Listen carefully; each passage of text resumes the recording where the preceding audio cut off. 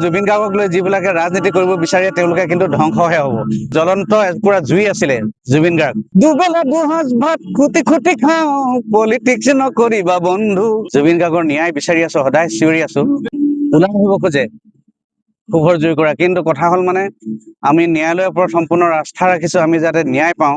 জুবিন গাৰ্গৰ ন্যায় বিচাৰি আছো, সদায় চিঞৰি আছো। আৰু পুলিচ ৰাজনীতিৰ কথা কৈছে, অসমৰ আকাশে বতাহে এতিয়া জুবিন গাৰ্গক লৈ, আমাৰ প্ৰাণৰ শিল্পীজনক লৈ পিনে এতিয়া ৰাজনীতি কৰিবলৈ চেষ্টা কৰিছে। মই কেৱল শাসক বিৰোধী নহয়, চব দলৰ কথা কৈছো দেই। চবে কিন্তু মানে জুবিন গাৰ্গক লৈ ৰাজনীতি কৰিব বিচাৰি আছে, কিন্তু এইটো মানে অনুচিত আছিলে এইটো কৰাটো। আমি বিচৰা নাছিলো, কাৰণ আমি এতিয়াও ভাবো জুবিন গাৰ্গক লৈ যিবিলাকে ৰাজনীতি কৰিব বিচাৰে তেওঁলোকে কিন্তু ধ্বংসহে হ'ব। কাৰণ জ্বলন্ত পুৰা জুই আছিলে জুবিন গাৰ্গ, জ্বলন্ত এটা নক্ষত্ৰ আছিলে জুবিন গাৰ্গ, সেই কথাটো জানে।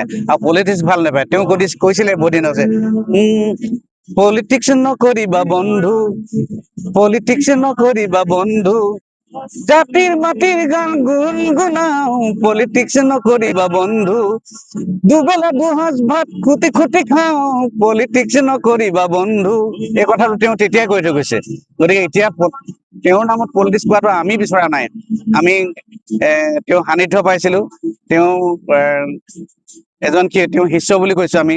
জুবিন গাৰ্গক আমি এতিয়া গুৰু হিচাপে মাতিছিলো, যদিও বয়সত প্ৰায় সমানে হ'ম, তথাপিও গুৰু হিচাপে মানিছিলো। মোৰ গোটেই গানখিনি মই যিমান বাতি ভৰাই চেখাবিৰ পৰা শেষৰ মৰিলং মৰিলংলৈকে গোটেই গানখিনি লিখিলো।